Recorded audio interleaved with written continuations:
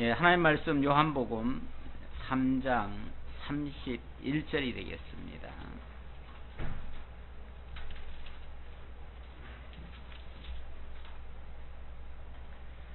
예, 31절로부터 봉독해 드리겠습니다. 위로부터 오시는 이는 만물 위에 계시고 땅에서 난 이는 땅에 속하여 땅에 속한 것을 말하느니라. 하늘로부터 오시는 이는 만물 위에 계시나니 그가 친히 보고 들은 것을 증언하되 그의 증언을 받을 자가 없도다. 그의 증언을 받는 자는 하나님이 참되시다는 것을 인천느니라. 아멘. 한 절 더 보겠습니다. 하나님이 보내신 이는 하나님의 말씀을 하나니 이는 하나님이 성령을 한량없이 주심이니라. 아멘. 위로부터 오시는 이를 얘기를 하시고 땅에서 난 이는 아무것도 못하지만 하늘로부터 오시는 이 만물 위에 계시니 친히 보고 들은 것을 증언하신 그분, 그리고 그분의 증언을 듣는 자는, 받는 자는 정말 참되시다라고 인침을 받는다.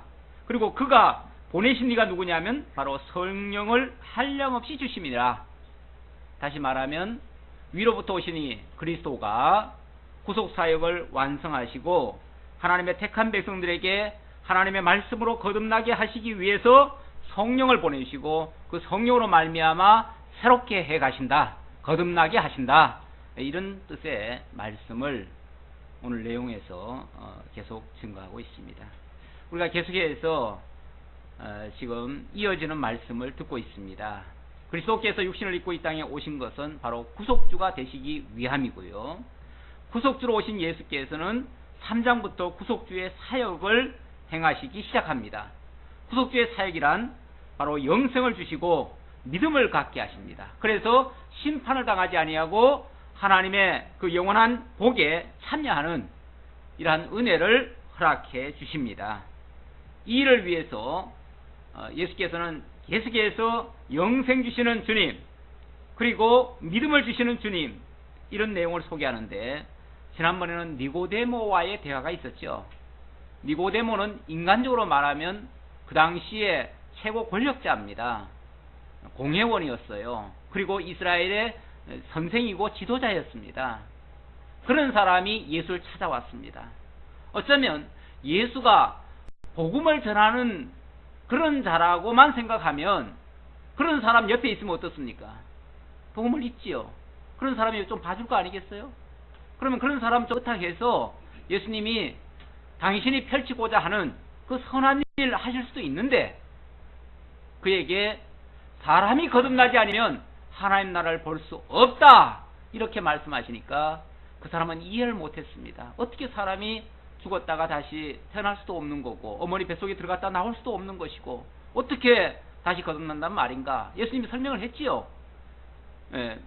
바로 거듭난다고 하는 말은 그 말 자체가, 단어 자체가 위로부터 새로 난다, 그런 뜻인데, 위로부터 거듭난다는 것은 성령의 역사로 되어지는 것이고 땅에서 되어지는 일이 아니다. 그러니까 이 땅에서 다시 태어나거나 뭐 어떻게 되는 그런 원리가 아니다 라고 말씀을 하셨습니다. 그럼에도 불구하고 어떻게 그런 일이 있을 수 있나이까 하면서 결국은 믿지 못하고 곁을 떠나버리고 말았어요. 예수님은 그렇게 세상적인 권세자 의탁하지도 않았고 표적을 보고 따라온 사람 믿지도 않았습니다. 그런 것이 참된 신앙이 아니기 때문에 그랬습니다. 그리고 예수님께서는 당신이 바로 그렇게 당신이 친히 세례를 받으시고 그리고 또 그 성령 세례를 베푸실 그 당사자, 그 주관자이심을 알게 하시려고 당신이 세례를 베푸셨어요. 물세례죠. 그거는 물세례라고 하는 것은 진짜 세례는 아니고요. 진짜 세례를 그림자적으로, 상징적으로 보여주는 겁니다. 그래서 내가 이 세례를 베푸는 것은 이제 내가 불세례를 받을 거고 그리고 내가 너희들에게 성령 세례를 베풀 거다라는 것을 암시하는 내용이에요. 물론 그거는 계속적으로 할 이유가 없어요. 그래서 어떻게 보면 단회적으로 딱 한 번 하셨어요. 하셨는데 그것 때문에 세례 요한에게 있던 사람들이 예수께로 많이 몰려갔습니다. 그랬을 때 제자들은 그 영문도 모르고 이 선생님이 하시던 걸 지금 예수님도 하십니다. 그러니까 사람들이 다 그쪽으로 몰려갑니다. 뭐가 기분 나빠서 그런 얘기를 하는 거죠. 그랬더니 예수님께서는 세례 요한은 그는 흥하여야 하겠고 나는 쇠하여야 하리라. 그는 위로부터 오신 분이고 그가 참 세를 베푸실 분이니까 그에게 가는 건 당연한 것이고 나는 내 역할 다 끝났으니까 나는 퇴장하는 것이 마땅하다. 그 이후로 세례 요한은 사실 잡혀서 나중에 죽게 되죠. 그리고 역사의 무대에서 사라집니다. 그리고 예수의 참 세례가 그 다음부터 증거되게 될 것입니다. 이제는 더 이상 예수를 가리키는 예수가 이루실 그 참 세례에 대한 모형과 그림자적인 그런 것은 더 이상 할 필요가 없기 때문에 물세례하는 그 일은 다 끊어집니다. 그래서 세례 요한이 베풀던 그 세례는 사라지고 다만 예수께서 온전한 세례를 베푸실 것입니다. 자, 계속해서 세례 요한의 증거 내용입니다. 예수에 대해서 사람들이 자꾸만 오해를 하고 이해를 잘 못하니까 이 예수님이야말로 진짜 세례를 베푸실 세례의 당사자다, 이 얘기를 하시느라고 31절로부터 36절까지 그 증거를 하고 있습니다. 세례 요한이 하나님의 아들을 믿는 자에게 영생이 있음을 증거하는데, 아들을 믿는다고 하는 것은 참 세례의 그 당사자이기 때문에 그분을 통해서 정말 그 구원의 역사가 일어난다, 그런 뜻으로 이야기를 하는 겁니다. 내용 다시 보겠습니다. 31절입니다. 위로부터 오시는 이는 만물 위에 계시고, 위로부터 오시는 이, 바로 위에서 말씀으로 자존하시던 그리스도께서 육신을 입고 이 땅에 오셨습니다. 그런데 그분은 사실 그 근원을 거슬러 올라가 보면 그분은 만물 위에 계신 분입니다. 다시 말하면 모든 만물이 그로 말미암아 지은 바 되었습니다. 그로 말미암아 지금도 존재하고 기동하고 역사하고 있는 겁니다. 만물이 다 그의 역사로 말미암아 지금도 이루어져 가고 있는 거예요. 사람들은 자연이라고 얘기를 하지만 자연이라고 하는 것은 하나님께서 섭리하신 섭리 방식을 자연이라고 얘기하는 겁니다. 그건 사람이 봤을 때는 자연이죠. 그러나 하나님께서 철저하게 그러한 방식으로 이루어져 가도록 역사를 하신 거죠. 그러니까 우리가 봤을 때 우리는 하나님을 배제해놓고 얘기를 하면 저절로 되는 것 같아요. 저절로. 어떻게 저렇게 저절로 될까? 어떻게 아침이면 해가 뜨고 저녁이면 달이 뜨고 어떻게 이렇게 사계절이 지나가고 이렇게 될까? 곡식은 어떻게 해서 저렇게 여물까? 참 희한하다. 그렇게 비가 많이 왔는데 다 망할 것 같았는데 지금 또 떼약볕이 쨍쨍 내리쬐가지고 벼가 아주 잘 익고 있더라고요. 그러니까 하나님께서 기가 막히게, 우리가 봤을 땐 자연의 원리 같은데 하나님께서 그 자연을 다 섭리하셔서 당신의 뜻을 이루어 가시는 이러한 놀라운 역사를 하고 계시더라고 말이죠.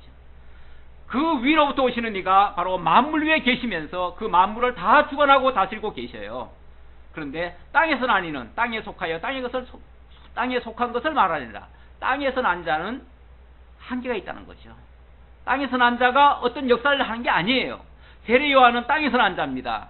땅에서 난 자가 세례를 베푼다고 해가지고 그 세례가 진짜 효과가 있는 게 아니에요. 진짜 세례를 가르쳐주는 시청각 교육이었어요. 시청각 교육. 오늘날 우리도 사실은 물세례를 받습니다. 다 각 교회에서 물세례를 베푸는데 그 세례 받았다고 구원받고 그 세례 안 받았다고 구원 못 받는 게 아니에요. 다만 이 사람은 하나님이 예수가 그리스도이심이 믿어지고 그가 하늘로부터 온 자임을 깨달아져서 신앙을 고백하니까 고백한 자에게 이 사람은 정말 하나님을 아버지로 예수를 그리스도로 믿는 사람입니다 라고 모든 성도들한테 공포하는 거예요. 그래가지고 함께 그리스도 안에서 한 형제로 인정하고 함께 교제하기 위해서, 그래서 지금 세례를 베푸는 거지 그 세례 자체가 구원을 주는 건 아니에요. 하늘로부터 오시는 이는 만물 위에 계시나니 그가 친히 보고 들은 것을 증언하되 그의 증언을 받는 자가 없도다.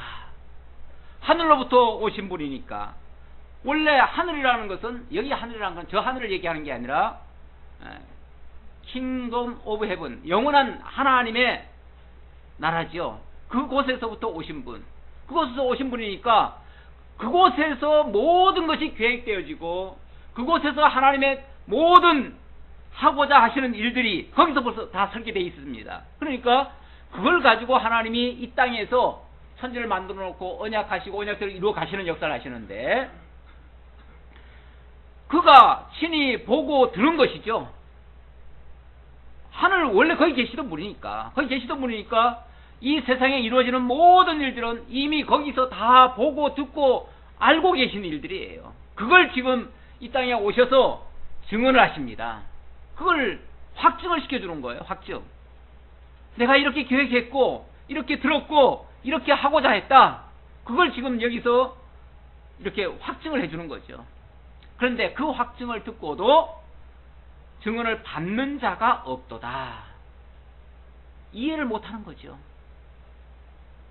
땅에만 속해 있는 자들에게 하늘의 것을 얘기를 하니까 이해가 안 되는 거예요. 니고데모, 그 똑똑한 사람, 그 훌륭한 사람도 거듭나야 한다는 말 자체의 의미를 몰랐던 거거든요. 모르면은 결국 다 떨어져 나갑니다. 모르고는 우리 기독교 신앙은요, 세상의 다른 종교는 몰라도 돼요. 무조건 열심만 내면 돼요. 그저 정성만 바치면 돼요. 왜? 그들의 신은 인격적 신이 아니에요. 상상 속의 신이기 때문에 자기들 생각대로 믿으면 돼요. 그러나 우리 기독교의 하나님은 살아계신 하나님이에요. 그분은 모든 것을 다 계획하시고 생각하시고 뜻대로 하시는 분이셔요. 그러니까 그분 뜻에 안 맞으면 안 되는 거예요. 소용없는 거예요. 의미 없는 거예요. 그러니까 우리는 철저히 그분이 무슨 뜻을 가지고 계신지, 그분의 계획이 무엇인지, 그분이 뭘 이루어 가실 것인지 알아야 되는 거예요. 그런 의미에서 기독교는 알매 종교입니다. 알아야만 믿을 수 있는 종교고, 알아야만 영생에 참여할 수 있는 거예요.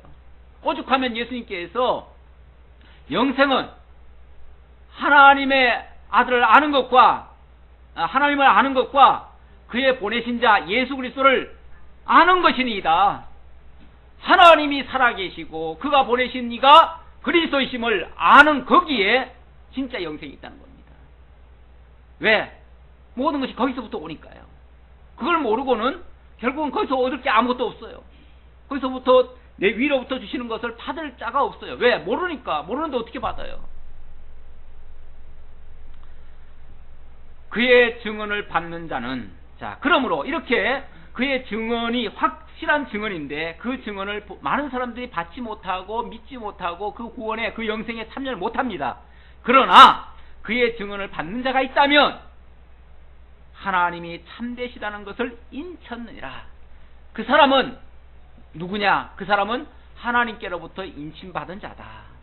인침받은 자이기 때문에 그 사람은 믿어지고 들려지고 깨달아진다 그 말이죠. 다른 말로 하면 성령을 받은 사람이에요. 그렇죠? 성령께서 거듭나게 하신 자예요. 쉽게 말하면 죽었던 영을 살려놓으니까 비로소 지각 기능이 발생한 겁니다. 중생한 이성이 지각 기능을 발휘해서 하나님의 말씀이 들려지고 깨달아지고 믿어지는 역사가 일어난다 그 말이에요.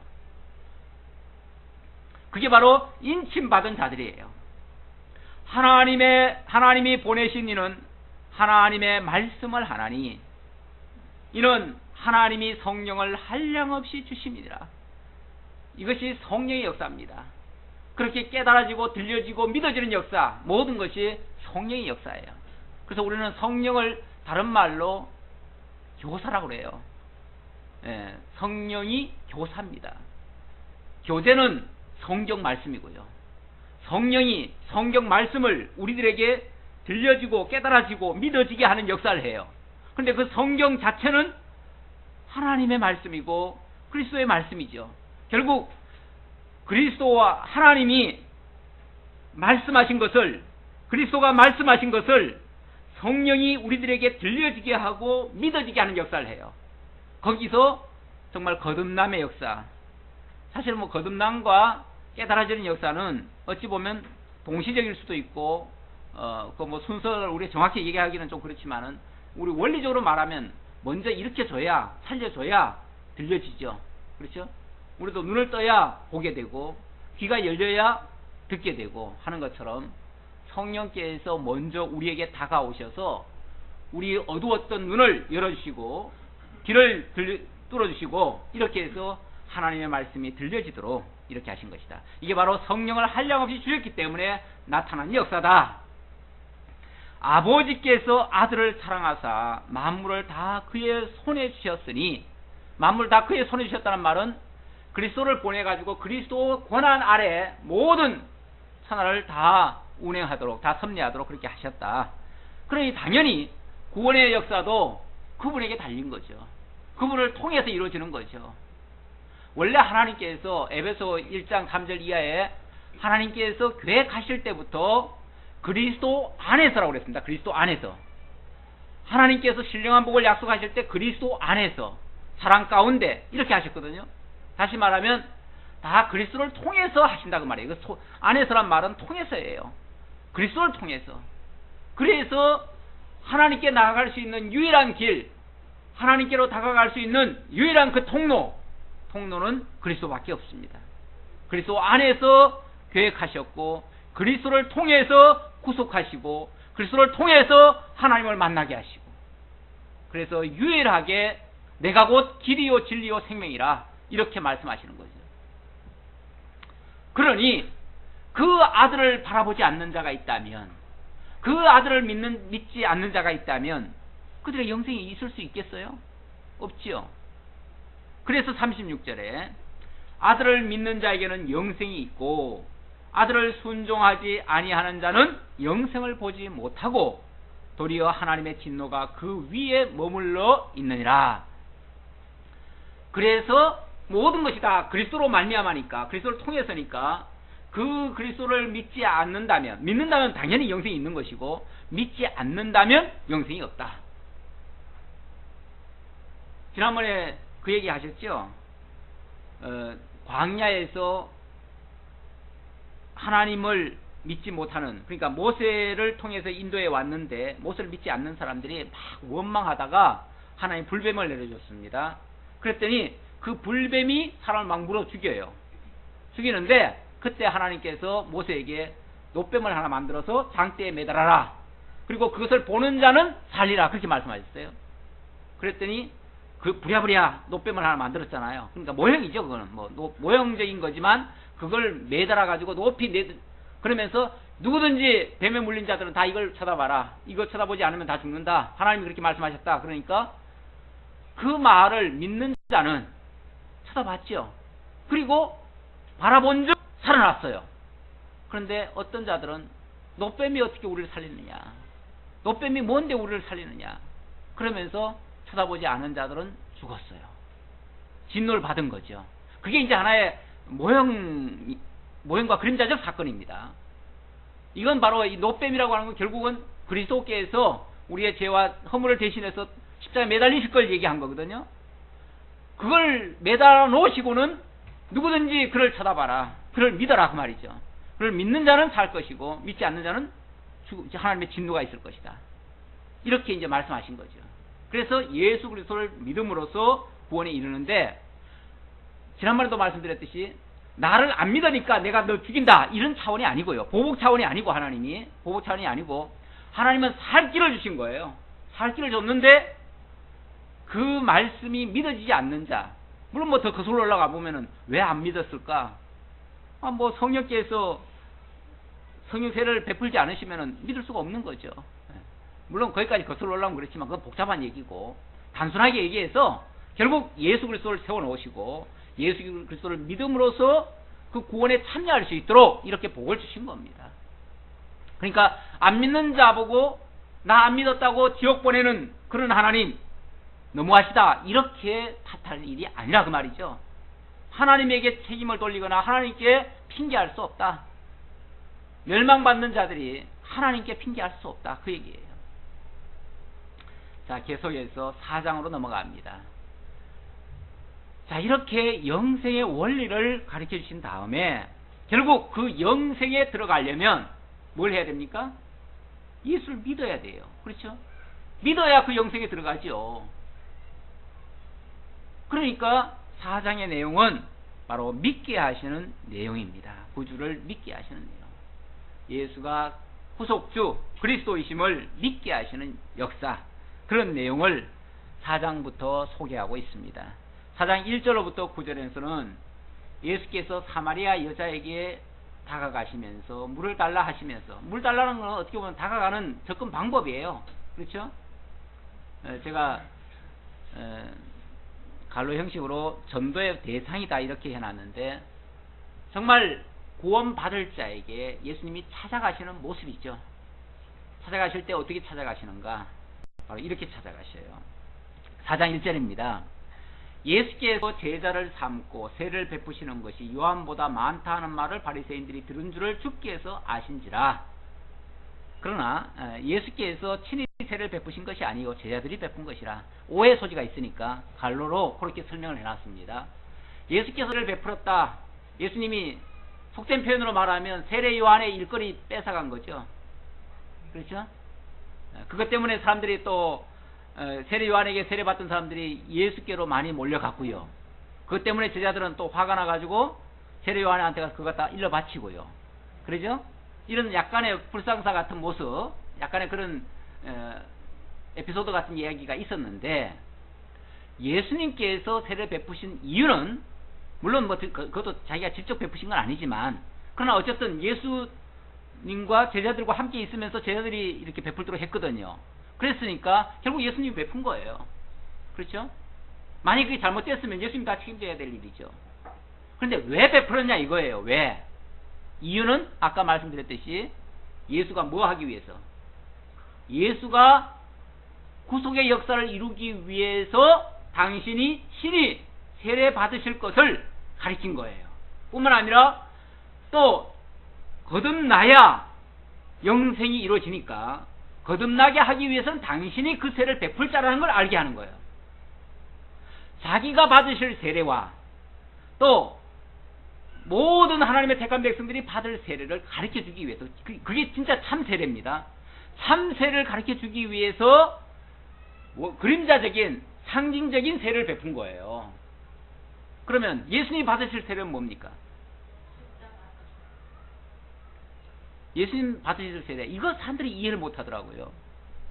이해를 못 해요. 제가 지난주에 신학교 개강을 해가지고 학교 가서 이제 그걸, 사실 이제 이 부분을 강의를 했습니다. 강의보다도 첫 개강 설교를 저보고 해달라고 해가지고 제가 개강 설교를 했는데 4장 1절로부터 42절까지 해버렸어요. 그냥 사람들이 처음에는 얼마나 왜 이렇게 길게 하나 했는데 제가 이제 설명을 자세히 했지요. 그랬더니 다 끝나고 나서 질문이, 우리는 예수님께서 불세례 받았다는 말은 난 처음 들어봤다고 그런 질문을 하더라고요. 근데 왜 불세례는 우리가 받는 거 아니냐? 기도원 가도 어떻게 해요? 불 받아라 그러잖아요. 그러니까 우리 보고 우리가 받을 세례, 바로 성령 세례가 곧 불세례다, 이렇게 이해들을 하고 있더라고요, 다들. 그래서 아니다.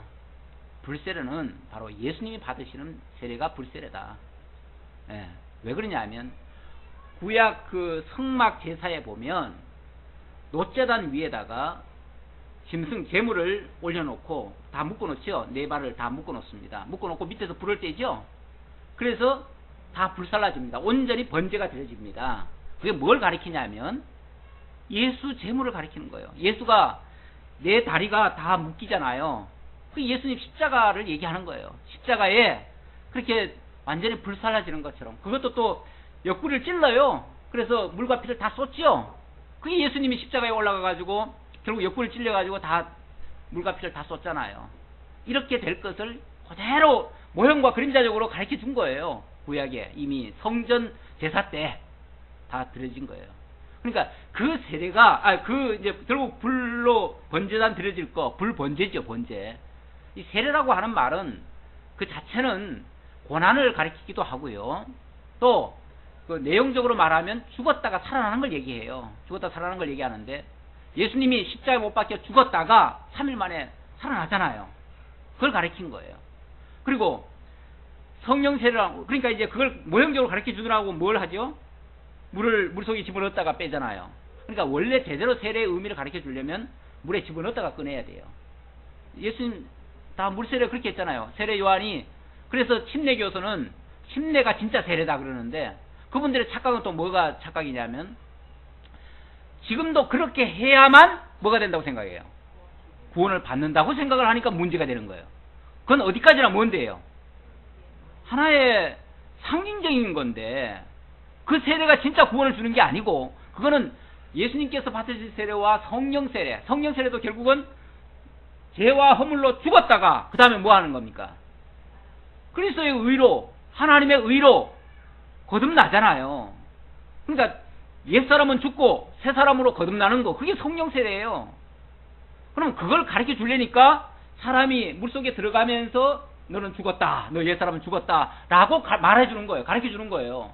당신은 이제 죽었습니다. 물속에 들어가면 원래 죽잖아요. 그러니까 죽은 것처럼 표시를 해주고 그 다음에 잠시 있다가 끄집어내주죠. 아예 죽일 거면은 그냥 내버려둬야 되는데 잠시 후에 끄집어내잖아요. 그렇죠? 끄집어내는 이유는 이렇게 새 사람으로 살아났습니다. 이제부터 당신은 그리스도 예수 안에서 새 생명으로 다시 태어난 것을 믿으시기 바랍니다. 사실은 자기가 고백을 하니까 당신 믿습니까? 예수로 그리스도로 믿습니까? 미리 고백 다 받잖아요. 네, 저는 믿습니다. 하나님을 아버지로 믿습니다. 예수를 그리스도로 믿습니다. 이렇게 고백을 하니까 그렇다면 당신은 세례 받으신 분이군요. 거듭나신 분이군요. 그렇다면 성령 진짜 세례 받았다는 걸 만천하에 공포합시다. 그게 공포의식입니다. 모든 사람들에게 다 공포의식이에요. 우리가 결혼이라고 하는 것도 사실은 남녀가 둘이 만나서 살면 결혼한 거 아니에요? 그런데 결혼식은 왜 합니까? 모든 사람들한테 공포하는 거죠. 그래서 이미 같이 사는데, 쉽게 말하면 같이 사는 거나 마찬가지죠. 그런데 모든 사람 앞에서 이 두 사람은 오늘부터 이렇게 삽니다 하고서 공포하잖아요. 그것과 같은 거예요. 그러니까 물세례라고 하는 거는 어디까지나 진짜 세례를 가르쳐주는 하나의 의식이지 그 자체가 구원은 아니에요. 그러니까 의미를 잘 전달하기 위해서, 그것도 교육이니까 교육을 잘 하기 위해서 물속에 집어넣었다 끓여도 되고요. 이건 어디까지나 상징에 불과하니까 물로 약간 찍어 바르면서 그 의미만 이제 전달할 수도 있어요. 근데 우리 장로교는 사실은 그 의미에다가 더 초점을 맞췄기 때문에 그런 줄 알아라 하고서 그냥 물만 찍어 바르죠. 너무 약식세례를 하니까 그 가치를 소홀히 여기는 경우도 있기는 한데, 그러나 분명하게 그거 알고는 계셔야죠. 이게 상징일 뿐이다 라는 것만 아시면 됩니다. 그러니까 진짜 세례는 바로 예수님이 죽었다가 살아나는 거, 그게 진짜 오리지널 세례입니다. 그 오리지널 세례를 받으신 주님께서 그건 왜, 뭐 때문에 그랬습니까? 우리를 살리기 위해서 그랬어요. 그리고 하나님의 의를 이루기 위해서 그랬어요. 왜 의가 필요합니까? 죄로 말미암아 죽었으니까 살아나게 하려면 의가 필요한 거예요. 그래서 로마서 3장인가 5장인가 보면 죄로 말미암아 죽었던 자들을 하나님의 한 의가 나타나서 의로 말미암아 산다고 그렇게 말씀하고 계셔요. 결국 죄에 대해서는 죽고 의에 대해서는 살아나는 거예요. 그게 성령 세례예요. 성령 세례. 자, 그거 가르쳐주기 위해서 예수님이 잠시 세례를 베풀었다. 만약에 그 일이 주일이라면, 그러니까 그 일이 전부라면 예수님 유다에서 내려오지도 말고 거기서 뭐 해야 됩니까? 계속 세례나 베풀고 계셔야죠. 그런데 그거 한번 딱 하시고는 어떻게 하십니까? 곧바로 내려오셔요. 그 일을 할 게 아니에요, 예수님은. 다만 그걸 내가 진짜 세례 베풀 거야. 좀 전에 성령 세례 얘기했으니까, 성령 거듭난 얘기했으니까 내가 너희들에게 세례 베풀 거야. 그거 얘기해놓고는, 그리고는 내려오시는 거예요. 그리고는 3절 보세요. 유대를 떠나사 다시 갈릴리로 가실세. 이제 유대에서 하실 일 다 끝났어요. 물론 나중에 다시 십자가에 못 박혀 죽으려면 유대에 또 올라오셔야죠. 또 올라오셔야 되지만 지금 당신이 참 영생의 주요, 구속주요, 믿음의 주요, 이런 걸 가르쳐 주기 위해서 잠시 예루살렘에 올라오셨다가 그거 증거한 다음에는 다시 내려가시는 거예요. 내려가시는데, 내려가려면은 중간에 길목에 사마리아라고 하는 동네가 있습니다. 사실은 북이스라엘의 수도였지요. 그런데 그곳을 반드시 통과를 해야만이 갈릴리까지 갈 수가 있습니다. 예수님 살던 곳이 갈릴리니까 할 수 없이 거기를 가야 되는데, 중간에 사마리아라고 하는 동네가 있어요. 그런데 여기는 평소에는요 유대인들이 일절 가지 않는 곳입니다. 왜 그쪽을 안 가냐면 사마리아는요 남쪽 유다와 쉽게 말하면 등을 돌렸어요. 솔로몬 시대 때 솔로몬 왕을 대적했던 누구죠? 여로보암이 그냥 백성들 열집하게 이끌고 가가지고 북쪽 사마리아 도성 삼고 거기서 쉽게 말하면 자기네 나라를 세웠잖아요. 그리고 남쪽 제사 드리기 위해서는 예루살렘 사람들이 막 가려고 하니까 그걸 막기 위해서 어떻게 했습니까? 자기네 금송아지 만들어 놓고 하나님도 변절시켜 놨어요. 그리고 그 제사 드리는 날도 다 바꿔버렸어요. 그리고 제사장도 레윈들이 안 오니까 자기들 마음대로 그냥 아무나 세워버렸어요. 그러니까 종교적으로 변질됐어요. 그러니까 정치적으로 벌써 변질됐죠. 종교적으로 변질됐죠. 민족적으로 반역을 한 거나 마찬가지죠.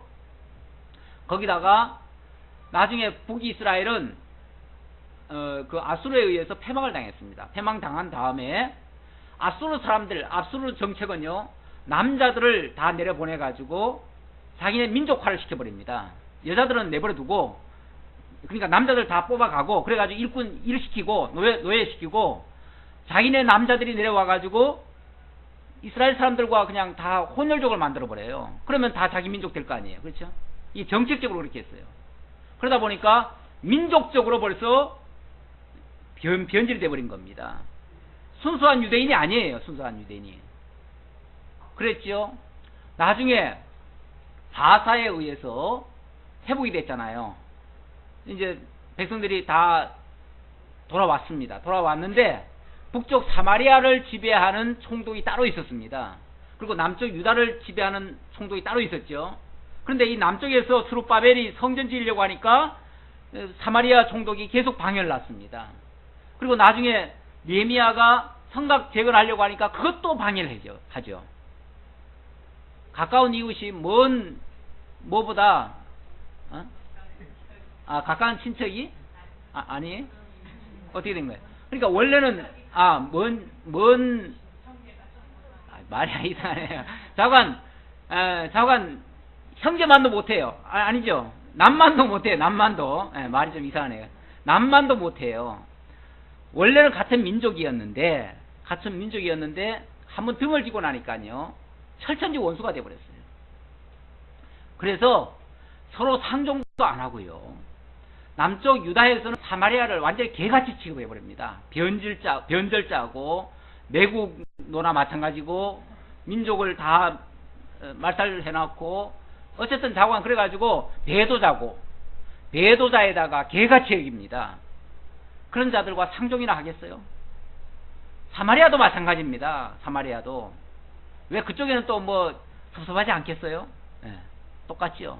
그러니까 서로가 사이가 벌어진 겁니다. 그래서 아예 그때부터는 제사도요 남쪽은 예루살렘에서 북쪽은 그리심산에서 이렇게 제사도 나뉘어서 드립니다.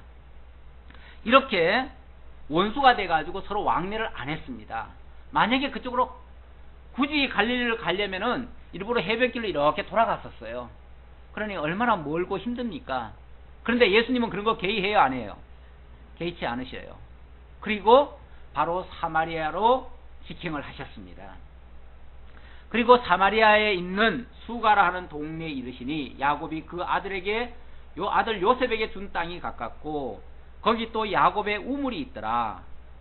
거기는 사실은 사마리아라 하는 지역이 그렇게 나쁜 곳이 아닙니다. 거기 옛날에 야곱이 우물 파놓고 거기서 야곱의 아들 요셉에게 준 땅이 거기서 가깝습니다.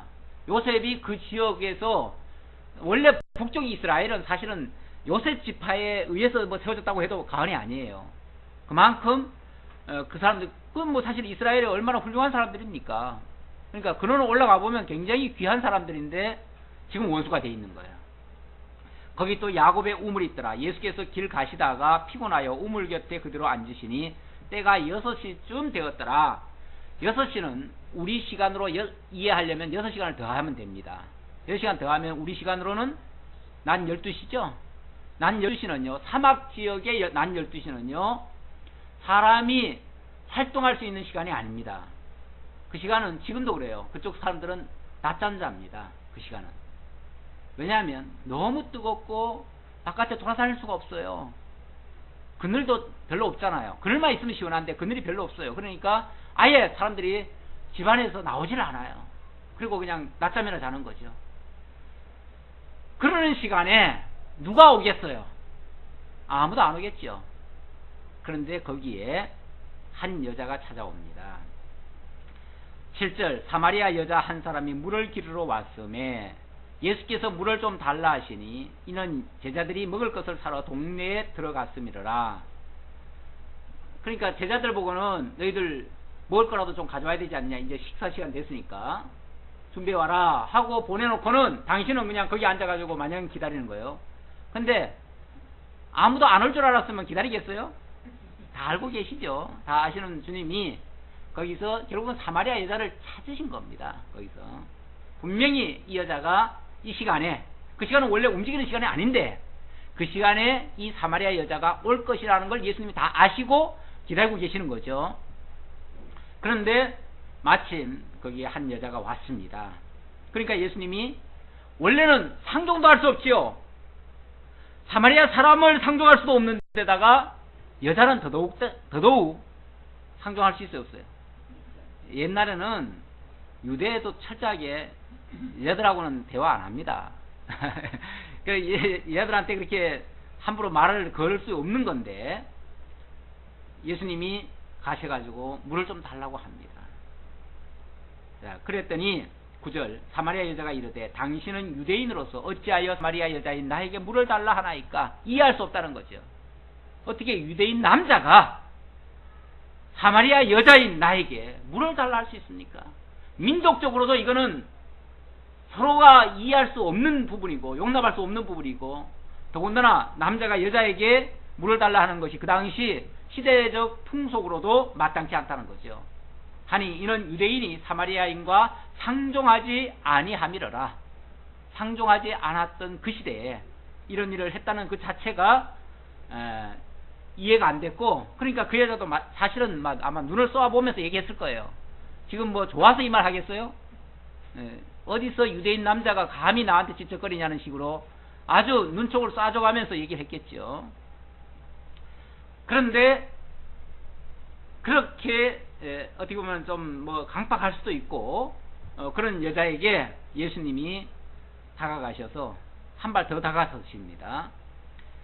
그녀에게 그녀가 가장 갈급한 그것을 주시겠다고 약속을 하십니다. 그게 바로 영생수입니다. 이게 어찌 보면 복음의 핵심 내용과 같은 것이라서 제가 갈로적으로 말씀을 적어놨습니다. 예수께서 대답하여 이르시되 네가 만일 하나님의 선물과 또 내게 물 좀 달라 하는 이가 누구인 줄 알았더라면 네가 그에게 구하였을 것이요 그가 생수를 내게 주었으리라. 이건 무슨 뚱딴지 같은 이야기입니까? 아마 그 여자는 그렇게 생각했을 거예요. 이게 무슨 소리야? 하나님의 선물이라니. 하나님의 선물이 뭘까요?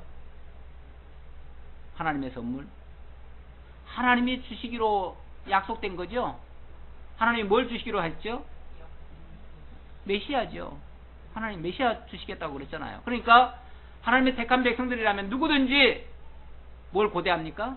메시아 기다리고 있지요. 메시아, 항상 메시아. 그 메시아를 기다리고 있는데 네가 하나님의 선물이 무엇인지 또는 그 선물 그 당사자가 누군지 알았다면 나한테 아마 네 필요한 거 구했을 것이다, 이렇게 얘기하는 거죠. 그러면서 네가 만일 하나님의 선물과 곧 메시아와 또 내게 물 좀 달라 하는 이 바로 그 메시아죠. 내가 바로 메시아인 줄 알았더라면 네가 그에게 구하였을 것이요 그가 내게 생수를 주었으리라. 그러니까 이 여자는 알지요. 왜? 항상 고대하는 게 뭐니까? 메시아니까. 원래 어려움에 처해 있는 사람일수록 뭘 더 고대합니까? 메시아를 더 고대하죠. 왜? 우리를 이 어려움에서부터 해방시켜줄 자가 누구니까? 메시아니까. 그래서 이 여자는 사실은 굉장히 궁핍한 여자였고 아주 사실은 불행한 여자였습니다. 부끄러워서 사실은 이 여자가 왜 이 한낮 12시에 그때 물 기르러 나왔느냐 하면 이 사람은 모든 사람의 낯을 피해서 다니는 사람이에요. 이제 나중에 이제 그 얘기 왜 그런지 이유가 나와요. 이 여자는 결혼도 여러 번 했던 여자예요. 그런데 제대로 된 남편이 없어요. 지금도 누군가 살고는 있는데 남편이 아니야. 그러니 짐작할 수 있죠. 얼마나 복잡하고 얼마나 정말 참 불행한 여자인가를 알 수가 있죠. 그러니 이런 사람들, 모든 동네 사람들한테 손가락질 받는 여자입니다. 그러니 사람들과 어울리질 못합니다. 그래서 다른 사람들 일할 때 뭐하고, 그때는 집안에 처박혀가지고 나오지를 못해요. 그리고 다른 사람들 쉴 때 몰래 나와가지고 그때 이제 물도 기르러 오고 그러는데, 이 물 기르러 오는 게 죽을 지경이야. 그렇잖아요? 거꾸로 살려니까 얼마나 힘들겠어요. 근데 이 사람에게 있어서 가장 필요한 거, 욕이라는 게 뭐겠어요? 진짜 하기 싫은 일, 그걸 해결해 줬으면 좋겠죠. 누가 와서? 메시아가 와서. 그러니까 진짜 예수가 그리스도인 줄만 만약에 안다면 그분에게 그것 좀, 자기 정말 갈급한 거, 필요한 거 요청했을 것이고, 그걸 주님께서 해결해 줬을 거다, 그 말이죠. 이건 근원적인 문제를 해결해 준다는 그 뜻이에요. 단순히 뭐 물 떠준다는 얘기가 아니에요. 예수님 오시면 무슨 뭐 물 떠줍니까? 그게 아니죠. 근원적인 문제를 해결해 준다, 그 말이죠. 자, 그랬더니 여자가 도대체 그 말이 무슨 소리인지를 몰라가지고 이렇게 질문을 합니다. 여자가 이르되, 주여, 물기를 그릇도 없고 이 우물은 깊은데 당신이 어디서 그 생수를 얻겠사옵나이까? 생수 준다고 하니까 이 우물물 떠다가 준다는 걸로 생각을 하는 거예요. 그런데 당신에게 그릇이 있습니까? 뭐 두레박이 있습니까? 쉽게 말하면 두레박은 함부로 아무데나 넣는 게 아니죠. 그 여자가 물 기르러 와가지고 당신이 두레박 갖다가 물 기러가지고 퍼가지고 가겠죠. 근데 당신은 뭐가 있어가지고 나한테 그런 걸 준다고 그런 말을 감히 건방지게 그런 말을 하느냐, 이런 투예요. 쉽게 말하면. 물을 주면 누가 주게? 자기가 주지요. 자기는 두레박 떠가지고 주면 되죠. 주면 내가 주지, 당신이 무슨 권세로, 무슨 능력으로, 우물도 그릇도 없고 아무것도 없는 사람이 나한테 무슨 생수를 준다는 말이냐, 말도 안 되는 소리를 하고 있다, 이런 식의 뉘앙스입니다. 자, 그러면서 우리 조상 야곱이 이 우물을 우리에게 주셨고, 자, 우리에게는 이런 게 있습니다, 그 말이죠. 자랑 삼아 얘기하는 거예요. 우리에게는 우리 조상 야곱이 있고, 그 야곱이 우리에게 이 우물을 줬고, 이 우물을 통해서 우리는 생수를 지금 받고 있습니다. 어떤 의미에서 나는 지금 이보다 더 좋은 우물은 없다고 생각합니다. 생수 얘기하니까 우물 생각하는 거예요. 지금 예수님은 생수를 지금 우물 얘기했겠어요? 하늘 것을 얘기했어요. 위의 것을 얘기했어요, 예수님은. 그렇죠? 영생수, 영원토록 솟아나는 정말 영생의 그 양식, 생명수를 얘기를 한 건데, 이 사람은 지금 어디 걸 듣는 거예요? 땅의 것을 듣고 있어요. 땅에서 나는 우물물을 생각하고 있어요, 기껏. 참 우리가 이런 거리감이 있습니다. 우리가 하나님의 말씀, 정말 살아계신 영원한 하나님의 말씀을 이야기를 하면 듣는 사람들은 다 자기 그냥 생각대로 들어요. 어디 거대로? 땅의 거, 그냥 자기 주변에 있는 것들, 그런 걸로 생각을 해요. 복을 얘기해도 그냥 하나님 성경은 그냥 신령한 복을 얘기하고 있는데, 복 그러면 전부 다 무슨 복?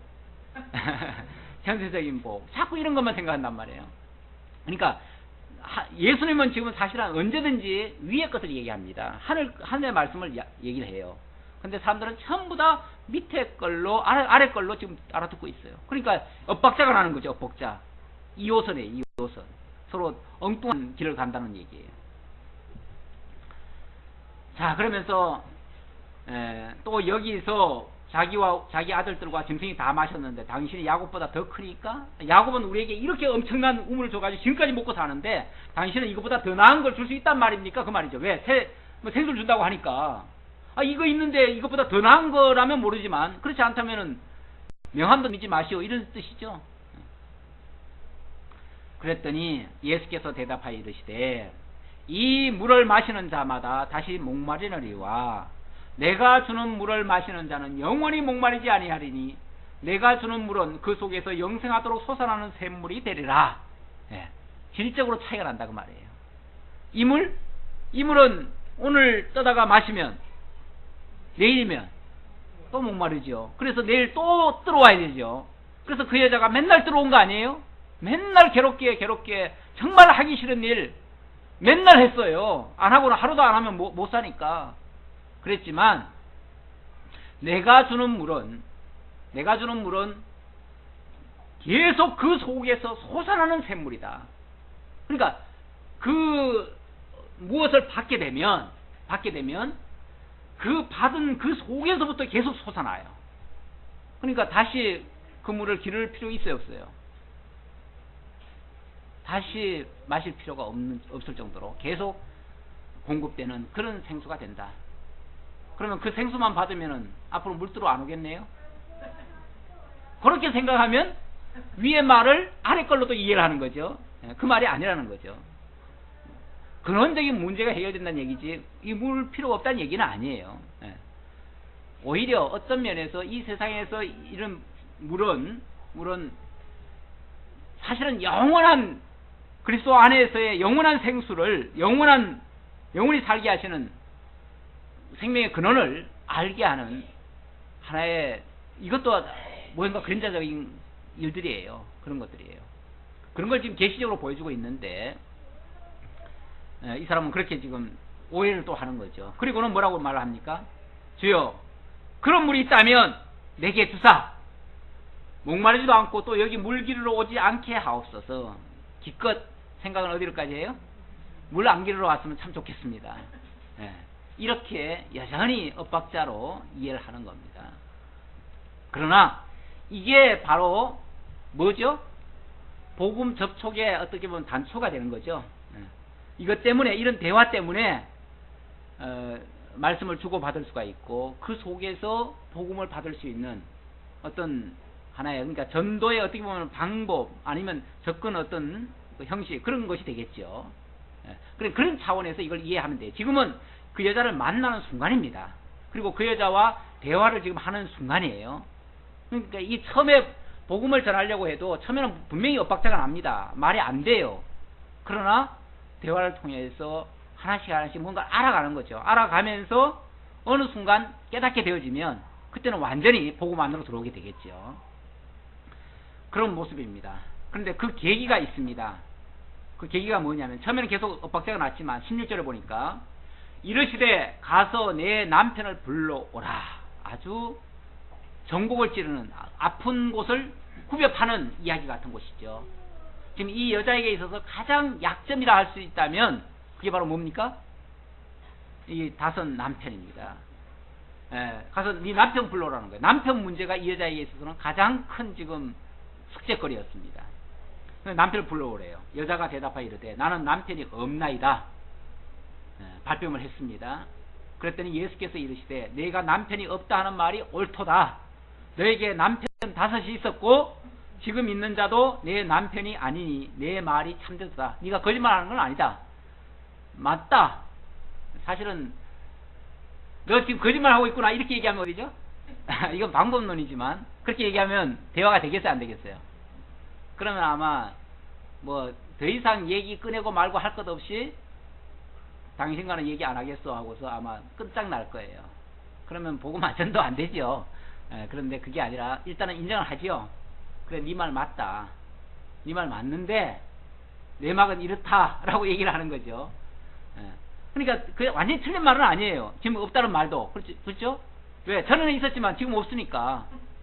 그리고 전에 있어도 진짜 남편은 아닐 수도 있어요. 왜? 마음이 아니었으면 아닌 거죠. 그렇죠? 결혼을 해도 사실은 겉돌고 사는 신부들도 좀 있잖아요. 정말 마음과 모든 게 사실은 다 일치가 돼야 되는데 그렇지 않으면 상당히 사는 것도 힘들죠. 그러다 보니까 자꾸 이렇게 바뀌었고 지금 남편이라고 하나 있기는 있는데 쉽게 말하면 정식으로 결혼해서 사는 자가 아니라 서로 이렇게 그냥 살기는 살지만 남편으로 여기지도 않고 산다 그 말이죠. 그런 의미에서 네 말이 맞기는 맞지만 그러나 너는 이런 사람 아니냐라고 어떻게 보면 전곡을 찔러주죠. 그런데 그게 만약에 사실이 아니라면 막 벌쩍 뛰고 난리 났겠죠. 근데 그게 사실이니까 그 여자도 꼼짝 못하고 뭐하죠? 꼬꾸라지는 거죠. 그 앞에서 엎드려지는 거죠. 그러니까 와, 내 모든 사연을 다 알고 계시는구나 이분이. 내 모든 사연을 다 알고 계시다면 이분은 어떤 사람인가? 어떤 사람이겠어요? 이 사람은 분명히 선지자가 되는가 보다 이렇게 생각한 거죠. 그것도 자기 생각입니다. 선지자이겠구나 라고 생각을 합니다. 그래서 19절 여자가 이르되 주여 내가 보니 선지자로소이다. 여기서 주라고 한 거는 진짜 예수가 그리스도다 이런 차원의 주가 아닙니다. 그냥 어떤 주인이다 또는 어떤 지도자 아니 약간 높여서 부르는 말이에요. 그러니까 그렇게 여기서 주라고 생각하지 마시고요. 당신 보니까 정말 대단하군요. 당신 우리 내막까지 다 아는 거 보니까 당신 선지자군요. 이렇게 대답하라는 거죠. 그러면서 선지자인 줄 아니까 자기가 선지자라면은 자기가 궁금했던 게 있잖아요. 늘 고대했던 게 있잖아요. 그게 바로 메시아였잖아요. 그리고 언제쯤 이 모든 문제가 해결될는지 또 자기가 지금 하고 있는 건 제대로 하고 있는 건지 이런 것도 검증받고 싶고 궁금증이 생기는 거죠. 원래 교회도 처음 나오고 나면은 궁금증이 많잖아요. 그래서 이것저것 물어보고 싶고 이해가 잘 안 되는 부분도 많고 그러니까 이제 질문을 하는데 이렇게 질문을 합니다. 이 여자는 우리 조상들은 이 산에서 예배하였는데 당신들의 말은 예배할 곳이 예루살렘에 있다 하더이다. 사마리아 사람들은 그리심산에서 예배드렸고 이스라엘 백성들은 유다 사람들은 예루살렘에서 예배를 드렸습니다. 예수께서 이르시되 여자여 내 말을 믿으라. 이 산에서도 말고 예루살렘에서도 말고 너희가 아버지께 예배할 때가 이르라. 어느 때부터는 예배를 드리는데 어느 장소에서 특정 장소에서 예배를 드리는 것이 아니라 영이신 하나님께 직접 드려지는 그런 예배가 있다 그 말이에요. 그러면서 너희는 알지 못하는 것을 예배하고 우리는 아는 것을 예배하느니 알지 못하는 것을 예배한다. 사실은 그 사마리아 지역 그러니까 북이스라엘 사람들은요 예배를 드려도 제사를 드려도 제사지요 그 당시는 제사를 드려도 제대로 알고 드리는 게 아닙니다. 다 틀려요. 종교적인 의미도 다 사라져 버렸어요.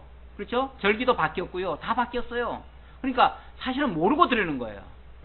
원래 구약의 제사 제도는요 장차 그리스도를 가르쳐주기 위한 하나의 모형과 그림자들이에요. 그러면은 그 그림자를 통해서 실체를 바라보는 거거든요. 그러면 그림자를 통해서 실체를 알고자 하고 드리는 거예요. 아 이런 뜻이구나 이런 의미구나 라고 알고 그런 제사를 한다 그 말이에요. 그런데 이 사마리아 사람들은 그런 게 이미 다 사라졌기 때문에 무조건 정성만 바치면 돼요. 열심만 내면 돼요. 그 외에는 없어요. 그리고 막연하게 그리스도만 기다리고 있어요. 그러니까 너희들은 알지 못하는 것을 예배하고 우리는 아는 것을 예배한다. 그 말은 이게 안다는 게 나는 다 안다 그 뜻이 아니라 바로 원래 그 율법에 의해서 바르게 예배드리고 있다 그런 뜻으로 얘기하는 거죠. 자 그러면서 이는 구원이 유대인에게서 남이라 하는 말은 그 구원 구속주가 유대인을 통해서 오기로 돼 있다 그 말이에요. 그렇죠? 원래 그리스도가 누굴 통해서 오게 돼 있습니까? 유다의 자손, 아브라함의 자손, 유다의 자손으로 오게 돼 있잖아요. 이스라엘 12지파가 있는데 12지파 가운데 유일한 한 지파 바로 유다 자손을 통해서 오기로 돼 있어요. 이제 그 얘기를 하는 거죠. 그러니까 메시아는 당연히 유대에서 난다 그 말이죠. 그러면서 너희는 알지 못하는 것을 했고 23절 아버지께 참되게 예배하는 자들은 영과 진리로 예배할 때가 오나니 전에는 신령과 진정으로 그랬는데 이게 이제 새 번역 성경에는 영과 진리라고 그랬습니다. 영과 진리라는 말이 맞습니다. 오히려 이게 사실은 그동안 오해 소지가 있어가지고 그래서 이것을 이번에 제대로 바꾼 겁니다. 원래 진정이란 말은 알리데이아 그 진리라는 말이고 신령이란 말은 신령 그러면은 우리가 무슨 정성 바치는 것처럼 얘기할 때가 그때 왜냐면 마음과 뜻과 정성 이런 걸 가지고 신령이라고 보통 얘기를 하거든요. 그러니까 그런 뜻을 이해해버리면 문제가 되는 거죠. 근데 실제로 하나님이 영이시죠? 그렇죠? 하나님이 영이시고 하나님께 나아가는 자들은 거듭난 자, 영이 거듭난 자만 하나님께 나아갈 수 있죠. 그런데 어떻게 나아가는가? 진리를 통해서 나간다 그 말이에요. 다시 말하면 영이신 하나님께 성령으로 거듭난 자가 진리를 통해서 나아간다 그 얘기예요. 예배라는 게 결국 하나님께 앞에 나아가는 거예요. 나가는데 결국 이 진리가 뭐냐면 그리스도를 얘기하는 거예요. 그래서 예수님이 그런 말 하셨죠. 내가 곧 길이요 진리요 생명이라. 그게 사실은 같은 말이에요. 그걸 여러 각도에서 지금 얘기를 한 거지. 그러니까 하나님의 택한 백성들이 하나님께로 나아갈 때 영으로 나가는 거예요. 영으로 나가는데 바로 그 유일하게 나가니까 길이 되는 것이고요. 유일한 길이 되는 거고, 그 다음에 진리로 나가야 되니까 알고 나가야 되는 거예요. 하나님의 살아계심을, 그리고 예수가 그리스도이심을 알고 나가는 거고, 그게 진리로 나가는 거예요. 그리고 생명이란 말은 그 자체가 바로 생명이고, 그 그리스도 안에 진짜 생명이 있으니까, 하나님 앞에 생명이 있으니까 나갔을 때 그리스도를 통해서 영생을 얻게 된다, 그 얘기예요. 자, 이렇게 하나님은 영이시니, 그 다음 말씀이 그 말이죠. 하나님은 영이시니 예배하는 자가 영과 진리로 예배할지니라. 당연하죠. 하나님이 영이셔요. 영이시니까 성령으로 거듭난 자가 진리를 통해서 나아갈지니라, 그 말이에요. 예배할지니라. 여자가 이르되 메시아 곧 그리스도라 하는 이가 오실 줄을 내가 아노니 그가 오시면 모든 것을 우리에게 알려주시리다. 이 여자도 지금 앞에 있는 예수가 그리스도인 줄은 몰랐지만은 뭐나 압니까? 그리스도가 오시면 그 문제가 해결될 거라는 건 알아요. 자, 그렇게 고백을 했더니 예수께서 이르시되 내가 말하는 내가 그라 하시니라. 네가 말하는 내가 바로 그가 누구예요? 메시아다, 그리스도다, 그 말이죠. 네가 그렇게 바라고 바라던 그 그리스도가 바로 나다. 그러니까 나를 통해서 이 모든 것이 다 이루어진다 라는 것이 틀림없는 거죠. 오늘 여기까지 보도록 하겠습니다. 기도하겠습니다. 아버지 하나님 감사합니다. 오늘도 영생을 주시는 주님께서 또 믿음을 갖게 하시는 여러 가지 역사를 사마리아 여자를 통해서 이루어주시니 참으로 감사합니다. 어느 누구도 자기 의지로, 자기 능력으로, 자기 힘으로 하나님 앞에 나아갈 자는 없습니다. 이미 죄와 사망으로 죽었기 때문에 우리 스스로는 아무것도 할 수 없었지만 그리스도께서 오셔서 대속의 불세를 받으시고 그 십자가의 공로로 우리에게 성령을 보내셔서 성령으로 거듭나게 하시는, 그래서 영원한 생명에 이르게 하시는, 그래서 그 속에서 솟아나는 영원한 생수를 마실 수 있도록 하시는 이 놀라운 은혜를 오늘 우리들에게 허락해 주셨습니다. 이 복을 받은 자들이 영과 진리로 하나님 앞에 날마다 나아갈 수 있는 우리 모두가 되게 하옵소서. 예수님의 이름으로 기도하옵나이다. 아멘.